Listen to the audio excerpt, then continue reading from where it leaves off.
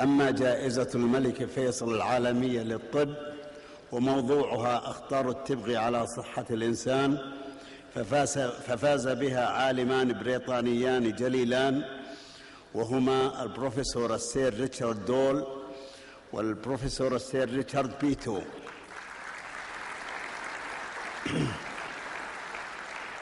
وقد رشحتهما للجائزة الجمعية الملكية في لندن، وكان لدراساتهما أثر عظيم في رسم السياسات القومية للصحة في دول عديدة، وفي توجيه منظمة الصحة العالمية نحو مكافحة التدخين.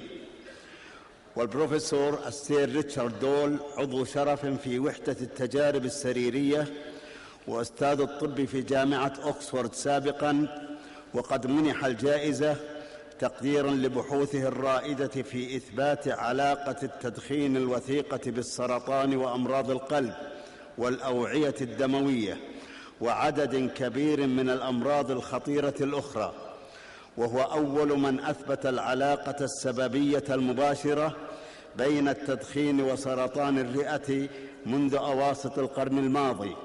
وتواصلت بحوثه لأكثر من 50 عاماً، أثبت خلالها أن التدخين هو أخطر وباء عرفته البشرية في تاريخها. ومما يزيد من مأساويته أنه من صنع الإنسان نفسه، وقد نشر أكثر من 500 بحث في مجلات علمية عالمية، إضافة إلى العديد من الكتب والتقارير التي أصبحت مراجع مهمة في الطب وعلوم الوبائيات. ويسرني الآن أن أدعو البروفيسور ريتشارد دول لاستلام الجائزة ثم إلقاء كلمته. Professor Dole, would you please come forward to receive the prize and say your word?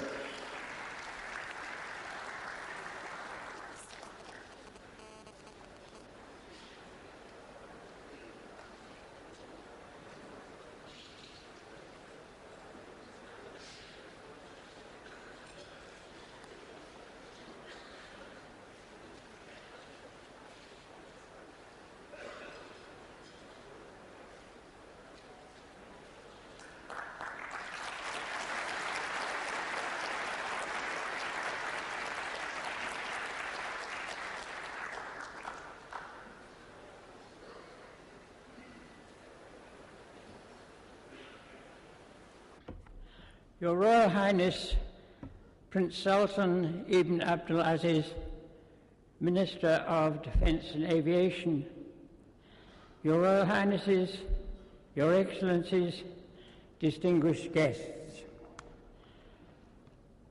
It is with awe that I find myself here to receive the prestigious award of the King Faisal International Prize in Medicine. Like all young people who start on a career in medical research, I had in mind the hope that I might discover something that would add to knowledge about how disease was caused or could be prevented. That I have been able to do so is the result of 4 pieces of good fortune. First, the problems that I studied have proved capable of solution with the tools that I had to hand.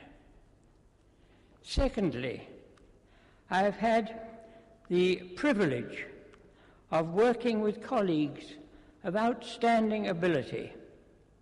With the tools we had, Professor Bradford Hill and I were able to show that cigarette smoking was the principal cause of the enormous increase in the mortality from cancer of the lung which had been observed in the United Kingdom. After we published our results, however, we met an unexpected obstacle, which, in the event, turned out to be another piece of good fortune. For very few people apart from Sir Harold Hemsworth, the Secretary of the Medical Research Council, paid any attention to our conclusion. And we were forced to think of another way in which we might test the validity of our findings.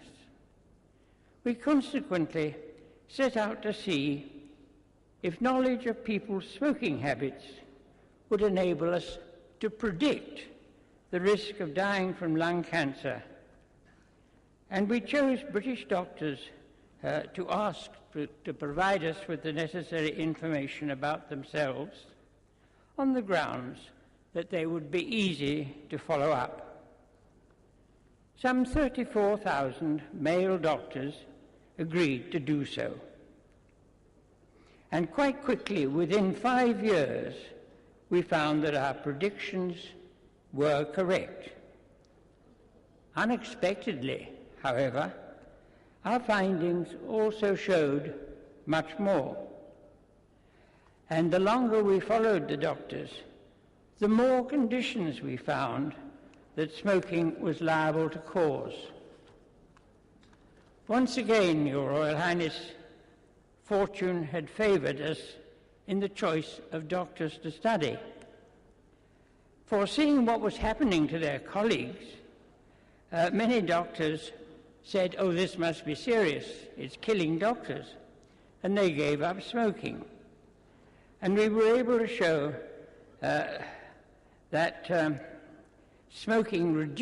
abandoning smoking reduced the risk of developing a fatal disease, that a real reduction in risk was capable of being achieved.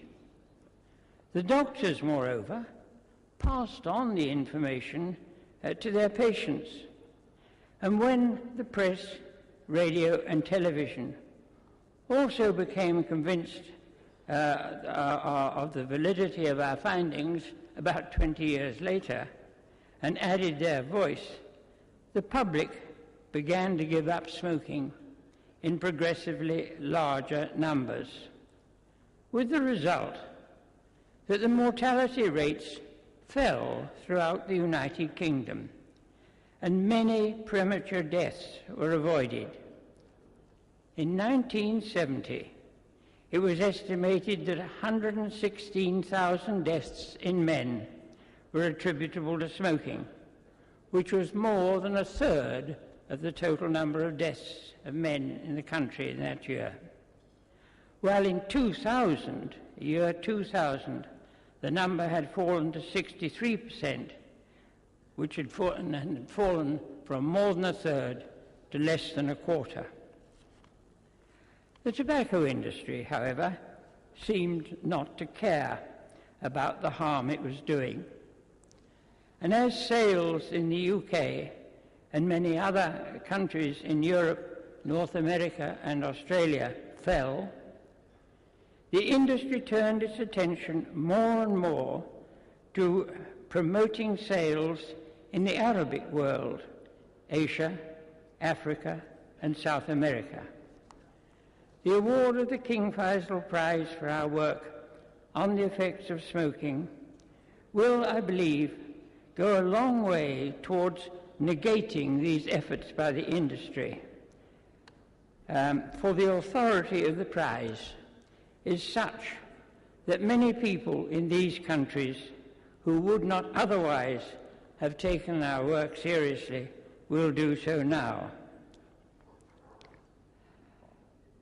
The award will also help people throughout the world to appreciate the harm that cigarette smoking does and to resist pressure from the tobacco industry to buy cigarettes without having to experience the immensity of the harm directly in their own countries.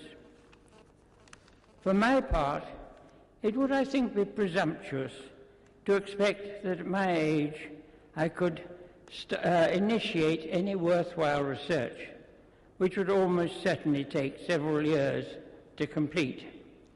What I can do with the award, Your Royal Highness, is to help young doctors who want to study who want to learn how to undertake research in preventive medicine by giving an earmarked support to my college in Oxford, namely Green College, which has for its objective to, I quote, to provide academic, administrative and social support for fellows, students and students working in human health and welfare. The college was established 25 years ago, and every year there is greater pressure on it to admit and to provide facilities for a greater number of postgraduate students. The college is now seeking to build more accommodation, and if I can help it with the prize money, I have it in mind that one room in the building might be named after King Faisal, and that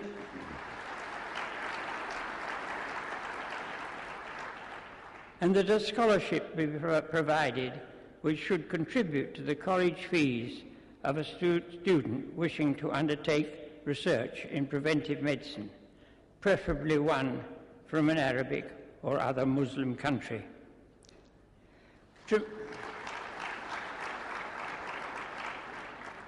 Tremendous advances have been made in medicine in my lifetime, Your Royal Highness, and much disease can be cured that used to cause serious disability and premature death.